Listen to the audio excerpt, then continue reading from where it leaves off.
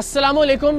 ये वीडियो तो मैं ज़मीन पर बैठकर इसलिए रिकॉर्ड करवा रहा हूँ कि ये मेरा एहतजाज है इस मुल्क के निज़ाम के ख़िलाफ़, और ये मेरा कानूनी और आइनी हक है कि अगर मुझे लगता है कि मुझे मार दिया जाएगा या मेरी टीम को किसी तरह का कोई नुकसान पहुँचा दिया जाएगा तो मैं कातिलों को पेशगी नामजद कर सकूँ, और मैं नामजद करने जा रहा हूँ।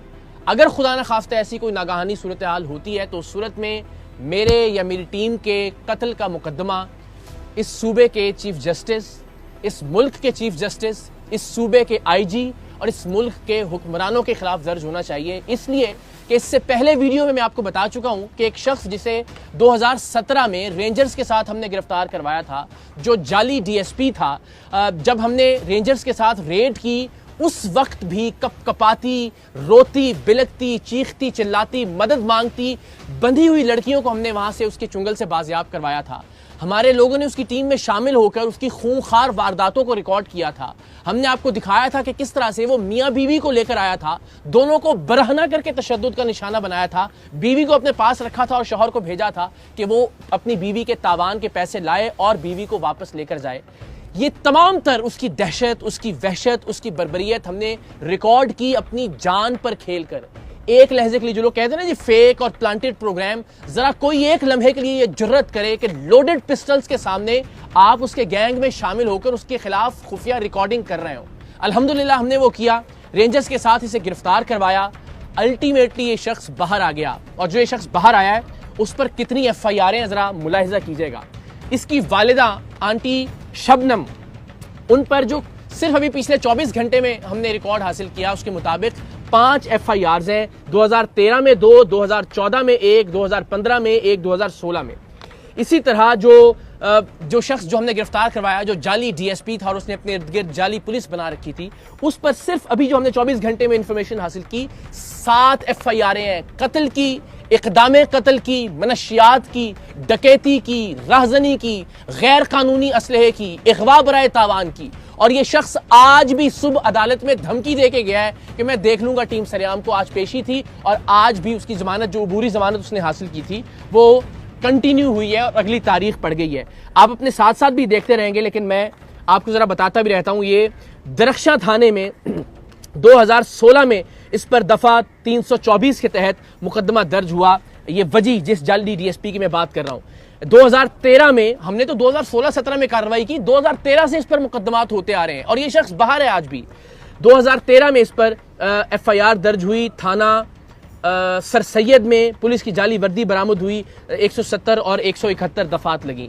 292 दफा के तहत 2013 में एक और मुकदमा इस पर दर्ज हुआ, इसकी वालिदा आंटी शबनम पर दर्ज हुआ। फिर वजी पर 2016 में 10/5/2016 को एक और मुकदमा दर्ज हुआ, 170, 171 और दफा 34 के तहत थाना सर सैयद में। फिर 2/1/2016 को एक और मुकदमा इस पर दर्ज हुआ, 292, 294, 34, 371 A का। फिर वजी पर 2016 में 10/5/2016 को एक और मुकदमा दर्ज हुआ सिंध आर्म्स एक्ट के तहत, जिसमें एक पिस्टल 9mm बरामद हुई, 3 अदद लोडेड मैगजीन बरामद हुए इससे। फिर वजी साहब पर 2014 में एक और मुकदमा दर्ज हुआ जिसमें 1140 ग्राम चर्स बरामद हुई, और मेरी इल्म के मुताबिक 1000 ग्राम से ज्यादा पर सजाए मौत होती है। लेकिन ये साहब आज भी बाहर हैं और धमकियां दे रहे हैं।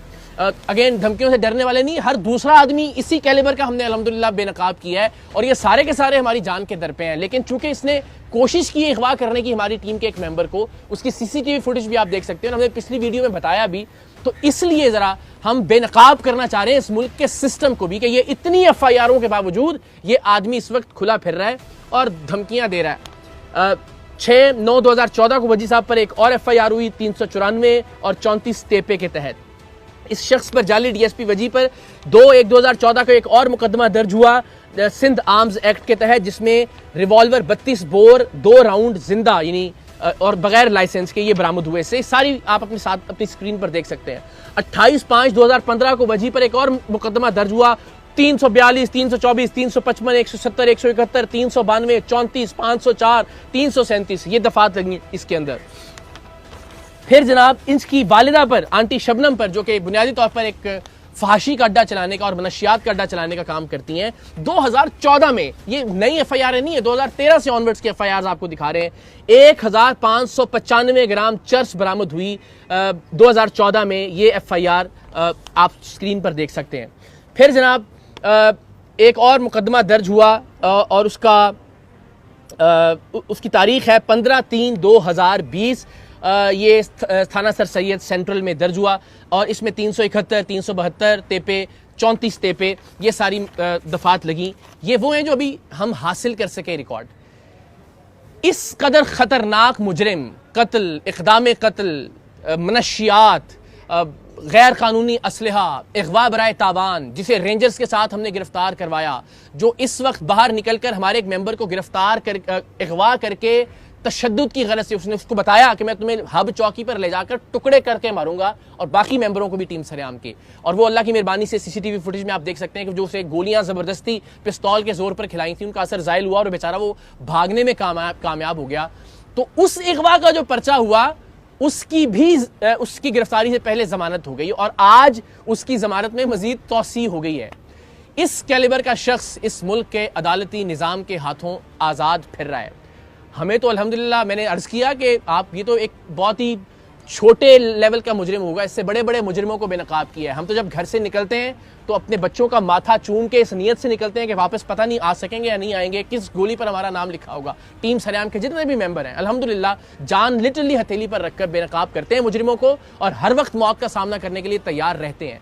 लेकिन जो खतरनाक चीज़ है, एक तो ये कि एक ऐसा आदमी जिसने टीम सरेआम की मदद की, वो अगवा हुआ, अगवा होने से वो बच निकला किसी तरह से, और उस पर जो FIR हुई उसमें उसको जमानत मिल गई उस मुजरिम को जिस पर दर्जनों मुकदमात हैं, कत्ल के, इक़दाम कत्ल के, असलहे के, अगवा बराए तावान के।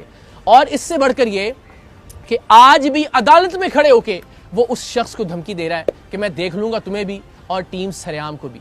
तो ये मुझे नहीं पता कि कौन सा लफ्ज़ इस्तेमाल किया जाना चाहिए इस मुल्क के निज़ाम इंसाफ के लिए। पुलिस एहलकार ज़ाहिर वो यही कर सकते हैं, उन्होंने ये इतने सारे पर्चे दिए हैं उस पर। अब ज़ाहिर अदालतों का काम है कि उसको सज़ा दी जाए, कम से कम ऐसा ख़तरनाक आदमी बाहर ना हो। 3 साल ये जेल में रहकर आया है और जेल में रहने के बाद इसने एक पूरा गैंग तश्कील दे दिया है और बाहर आकर जो ये कार्रवाइयाँ कर रहा है उसकी भी हम तफसीलात इंशाल्लाह जल्द आप लोगों से शेयर करेंगे।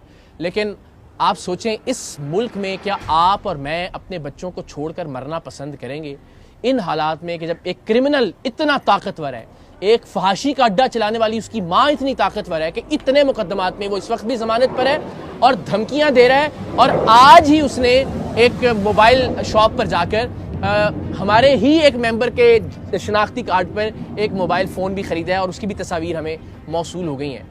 ये हाल है इस मुल्क का। हमें कहा जा रहा है कि जी आप पुलिस की सिक्योरिटी ले लें जब तक हम इस शख्स को गिरफ्तार नहीं करते। किस चीज़ में गिरफ्तार करेंगे?